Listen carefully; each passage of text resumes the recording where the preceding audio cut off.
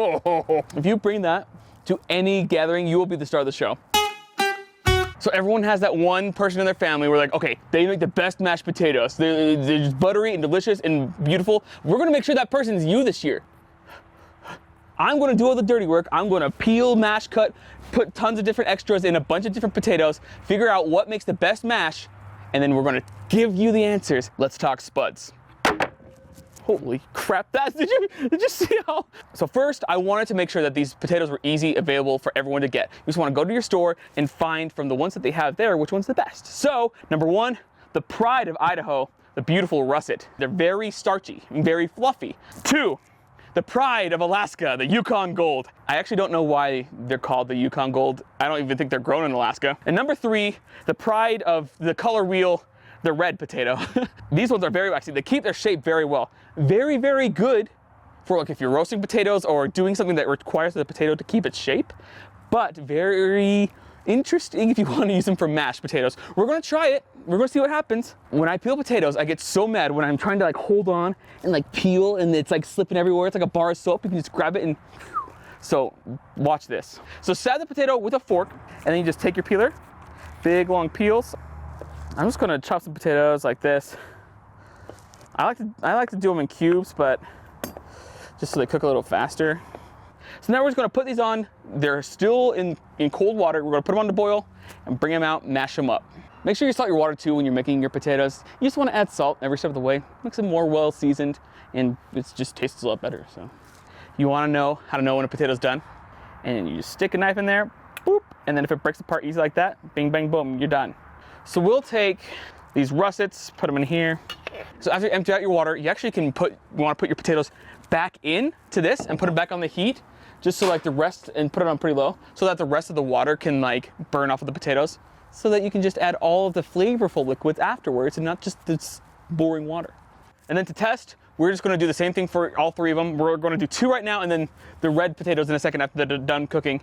And then we're just gonna add a pat of butter to each, a little splash of milk, of just whole milk. It's a little splash, and then we're just gonna mash them up using the hand masher. And then we're gonna give them a test and see what happens. So you can tell that there's a definite difference between the two of them. These ones feel a little bit drier. These aren't mashing the greatest. So I'm just gonna, this is a scoop of the Yukon Golds. Those are very waxy. Like they're not very fluffy. It's pretty good though, it has good flavor. Yeah, I mean, hopefully. The russet? Mm-hmm. That's russet. See? There's like a grain. It is, it's grainy. Like immediately, like it feels grainy. That's pretty good. Oh, that is salty though. We talked, and I think we came into a conclusion.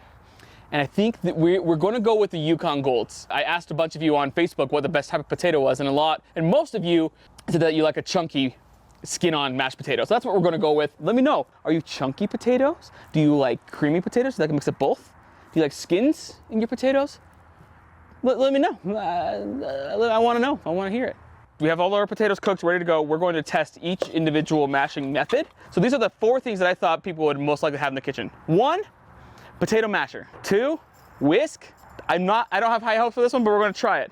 3, this is called a potato ricer. So it has a whole bunch, it has like this little plunger right here that goes right in there, and you squish the potatoes through these little metal holes, and it makes them really thin. It's supposed to make them very smooth, very creamy. And then we have this, I'm kind of putting these two in the same vein as like an electric mixer. If you don't have like a KitchenAid or a Bosch or something, you can use this like an electric mixer.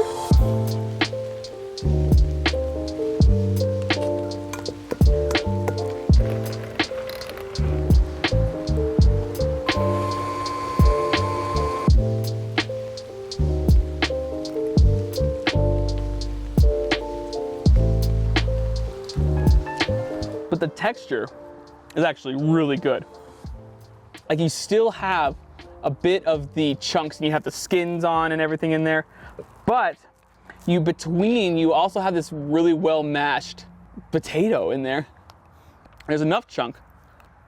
I think this is probably the winner. I'm going to do, in first place, doing this. Depending on if you want it smoother, or if you want it chunkier, smoother, potato ricer, chunkier, little hand whipper, then the potato masher, then the whisk. Moving forward, I'm gonna say let's do this, because that's very easy.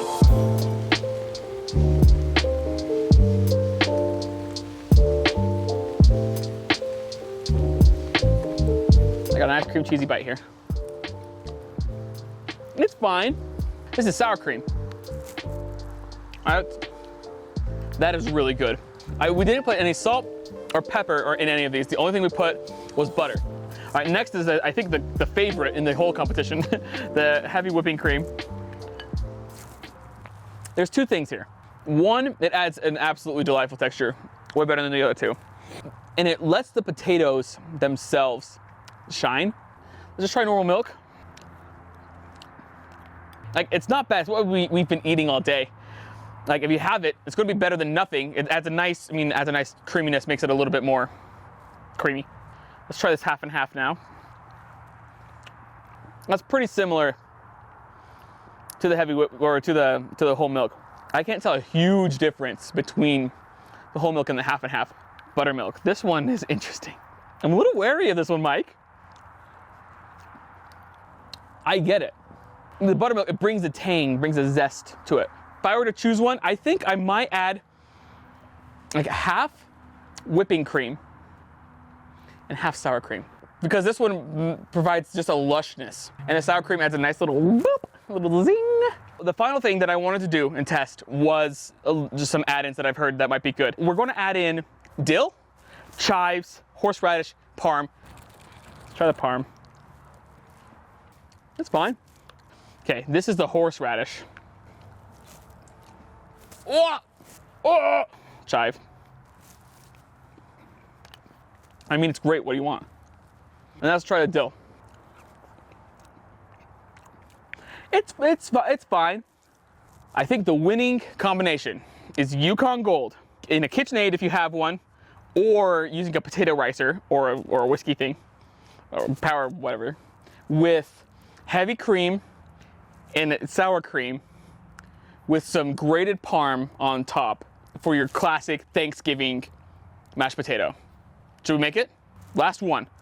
It's like the ultimate one. But to make it a little bit easier to mix, I'm going to make the flavor liquid before, and then I'm going to pour it into the potatoes as they're mashing.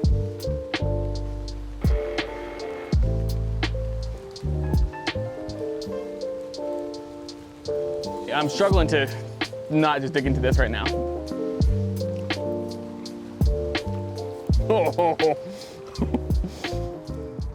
I can guarantee you, if you bring that to any gathering, you will be the star of the show. That is insane. Round of applause for us. If you want to see some more videos, check out this video right here. Boop. That's one. I made a turkey in that one. And if you click over here, there's a subscribe button. Give us a like, give us a subscribe, give us a comment. And I guess, until next time, peace out.